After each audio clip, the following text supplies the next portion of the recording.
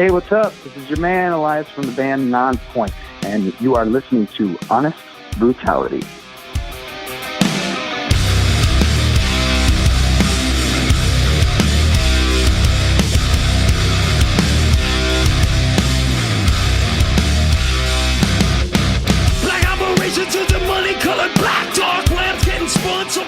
Welcome to Honest Brutality. This is the show that is all things rock, metal, and stuff that doesn't suck. I'm your host, Evil, and I'm joined by my co-host. Hello, everybody. It's Camera Rebel. How are you doing over there, Camera Rebel? I'm doing wonderful. How are you doing? I am really excited because we get to talk to someone today that I have admired for a lot of years. Yes. One of my favorite bands, Nonpoint. Oh my God, I love these guys. Yeah, we got Elias over here on the line. So yeah, this is a big deal. So what do you say? Want to head over there and talk to Elias? Absolutely. On the line, we have Elias from Nonpoint. How you doing, man? I'm wonderful. Fantastic. How are you? We're good. We're inhaling a little smoke out here still. We're in Northern California. I guys got to stay safe out there. Hi, Naomi. How you doing? I'm doing very good. Thank you so much for coming on. Oh, thanks for having me. Is you guys safe out there? Is everybody good? Yeah, for the most part, we had a couple little scares. The studio almost went up in flames, which would have just been a sign from God, I think. But No. no, but we're good. We're good. For the most part, there's some people out here. It's pretty unfortunate. You guys are not unfamiliar with that, being out there on the East Coast, Florida, with tornadoes and things of that nature. I mean, the natural disasters. Yeah, hurricanes. Yeah, it happens all the time. We're the greatest part about being human is the community side of things. Yeah. Being able to lean on your fellow man for a little help, and usually in those times of that kind of desperate need, your calls are answered. So yeah, yeah, absolutely. We're still here. We're still here.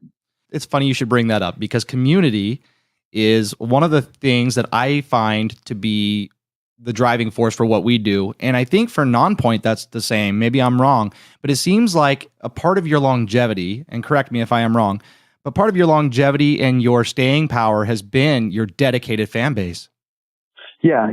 Definitely having them, carrying us through these 20 years has been a blessing. We have some serious diehard fans that definitely, come out in full force every time.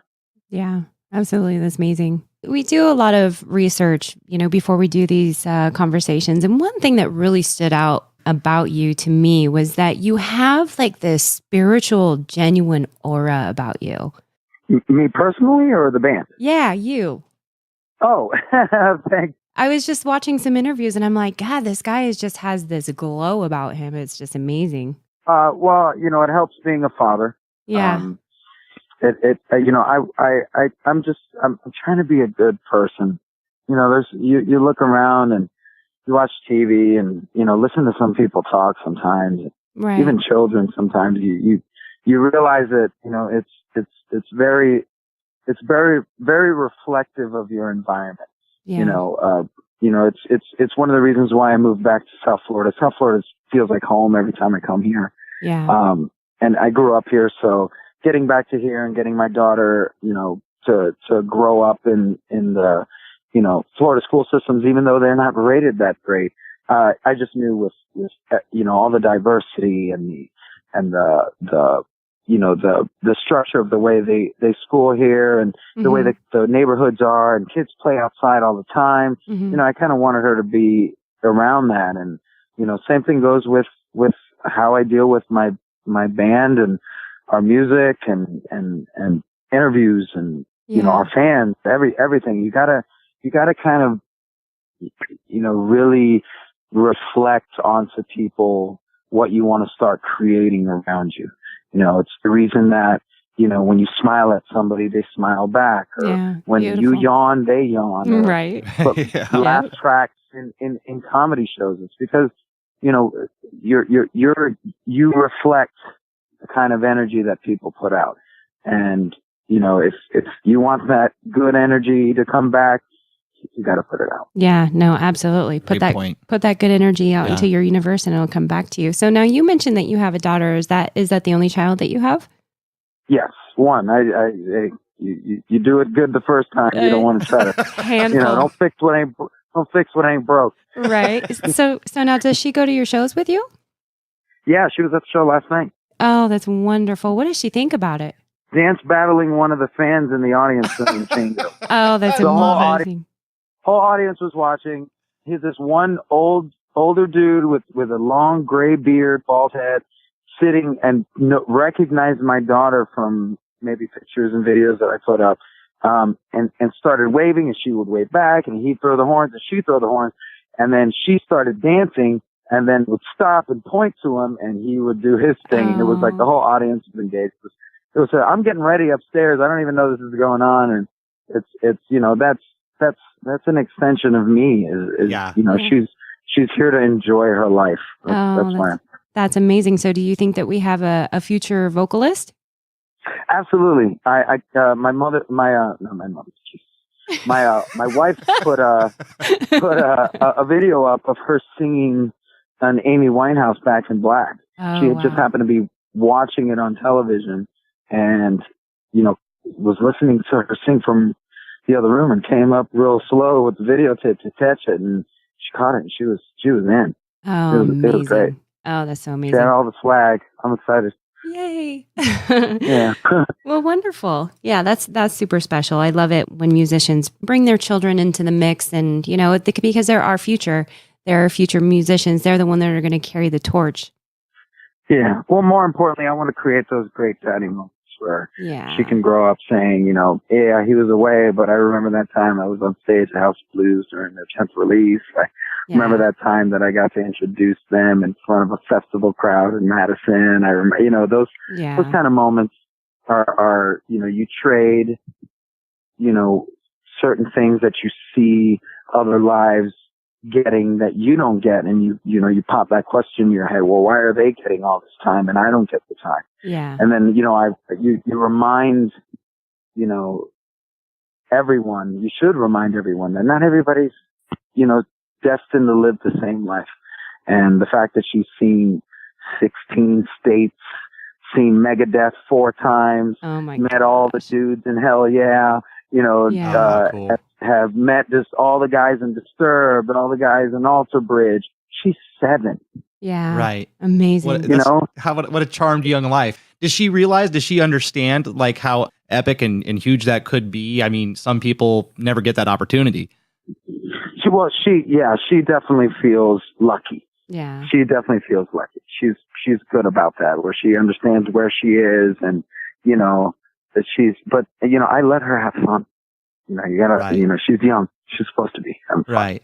Well, it sounds like you and your wife are doing a pretty good job of raising a pretty amazing little human. So congratulations on that, sir. Yeah, hopefully. I'm trying. Oh, you just wait until she hits 15. Yeah. Well, hopefully I'll do all the groundwork now. So even then it's going to be good. Absolutely. Well, at 7 years old, she is old enough to kind of understand what dad does for a living. And how is this new album cycle? This is kind of like she's actually cognitive enough. How is she, and how is the family? How is everybody kind of reacting to this new project? Your 10th installment in 20 years.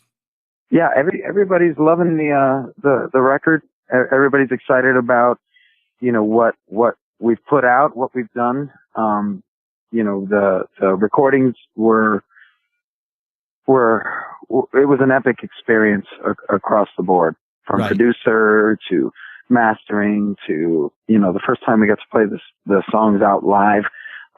It's been a great journey. Family's reacting great to it. We all feel the good stuff coming in. I saw a couple of interviews. I read a couple things, and I know that you guys were supposed to take a year off, and you kind of just slid back into the writing process and kind of, snuck this thing in, so to speak. Was that because you couldn't stay away, or was it because you kind of wanted to do it without everybody knowing you were doing it? Well, it's a little bit of both, really. I mean, we didn't plan on doing it as soon as we did. Music started coming in. We were sitting on a library of music. Label was like, hey, we definitely want to do it, so whenever you guys are ready. We started getting, on the phone with producers just to talk. And we started, narrowing down a couple, landed one. His schedule put us where it was, and we really wanted to work with him. We went in, get ready to do it. Last minute that broke, had to go to somebody else. it was like hit the ground running in the studio, melded with the new producer, Fred Archambault, and then moved, then all of a sudden the label's like, yo, we love this record. We want to slate it now. We're excited about, the way the radio team's reacting and the way everyone is reacting in the room to the music. So we really want to go now. And we were like, all right, well, if you guys are ready, we'll be ready. So, it's wherever the wave takes you. You gotta carve it however you, you want. Organically. The wave is the wave. You gotta get on it when it comes, and you never know when it's going to come. Yeah. Don't waste inspiration. Yeah. Absolutely. Music definitely sometimes has an expiration date on it. You never know. I guess that makes sense. Listening to this album, right in the middle of the album, Passive Aggressive, that one hit me right between the eyes. Yeah, I dig that one. I was, it felt like coming home, good old Nonpoint, but with a modern edge. Thanks. Yeah, that one's one of like 3 or 4 on the record that have that kind of, that emotional touch that we like to not only put on the music, going up and down and taking people on a sort of a roller coaster, but lyrically and melodically, it's I like to pull on heartstrings. Right. Yeah, and it's catchy too. Yeah. Yeah. No, I totally love it. So I want to actually kind of backtrack a little bit here. So you said the new album recording and writing process has been an epic journey for you guys. So what's the difference between this one and the 9 previous ones that you guys have done? It was the whole process as a whole. We had a great team leader in Fred Archambault. Mm-hmm. We had a great studio that felt like home with Uptown in Chicago. Mm-hmm. We had an amazing engineer who co-produced our Poison Red record with me in Rob Rusha. So there was, just one amazing chess piece after another getting put in play. That's wonderful. And then, having, the routine was the same every morning. We got up, we had breakfast together, we all talked, and, hung out, and then it was work for 10, 12, sometimes 15 hours straight. And then we looked up and the record was done, and we were like, man, we almost didn't want it to end, even though we all wanted to get back to our families. It was still an experience that I know everybody enjoys. Wonderful. That's great. Yeah. The new album was released just a couple days ago. You guys are just now starting up your tour cycle. It looks like you're primarily doing the East Coast right now. Do you plan on doing a West Coast run as well? Yeah. We there's talks about us doing some support stuff and a couple festival plays next year, and those all have mileage requirements that you have to meet to make sure that you don't, play the same markets and things like this, all business stuff. So, right. But of course, West Coast is always on our radar. Hopefully, we see you guys next year at Aftershock. That would be bitchin'. That'd be amazing. Tell them to book us. We will. All right. I got Danny up next, so when I hit him up, I'll let him know. We'll make it happen for you. There you go. Good. Let me ask you something, man. I always told myself if I had the opportunity to talk to you, I would ask you about your vocal style, just because it is so unique. When you hear Elias singing anything, you always know it's you. Was that something you really worked to hone, or was it just kind of the way it came out when you started doing this? Well, I just kind of started doing it, and eventually you kind of find your rhythm. Yeah.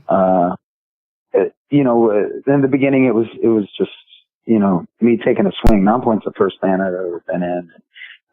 It's my first stab at songwriting, and it turned into this this thing that it is.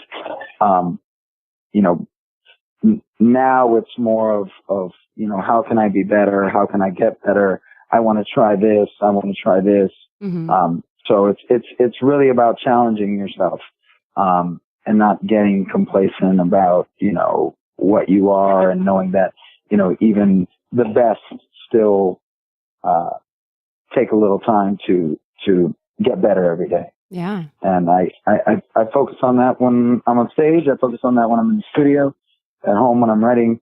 I'm teaching my daughter something. You know, it's you want to give your attention to it. And you know, Nonpoint's a huge part of my life, so it gets its due. Of course. Elias, what do you think your biggest challenge has been over the last 20 years in being part of Nonpoint in the music scene? Biggest challenge, all the changes, a lot of the politics, you know, and the fact that a lot of money drives things as opposed to, you know, what we all would really like to hear and, you know, experience. You know, it's getting the business doesn't make it very easy sometimes. Right. You know, there's a little bit of lack of community lately in the genre. You know, I'm hoping people start to really, you know, reach out to each other and, you know, start putting together packages that we know our fans want to see. And, you know, really start reaping the benefits of, you know, like I said, our community, because there's other genres that do it. And, you know, it's great to see, especially in EDM. I'm a good friend of, one of the guys that helps book Ultra down in South Florida, which is a huge, electronic festival. And, you know, being backstage and, you know, meeting one of the guys that run it, he like literally handed me keys to a golf cart and was like, "Hey, it's yours all day." And, you know, I was introduced to Deadmau5 and, that's cool. you know, all these massive DJs, and they were like, "Hey man, sit down, have a drink with us." And blah, blah, blah. It was like, you know, the sense of community and openness in that genre was like really, you know, refreshing. Yeah. You know, it wasn't so, "Hey, stay away from me, don't make eye contact." Right. You know, they weren't trying to rock star you. Yeah. Yeah. It wasn't that kind of thing. So, you know, I hope for that in the future with our genre.